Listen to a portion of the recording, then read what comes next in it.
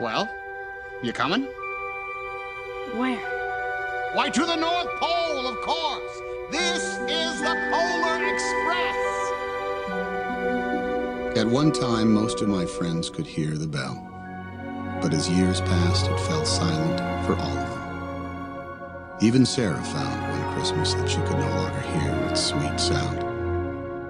Though I've grown old, the bell still rings for me, as it does for all who truly believe.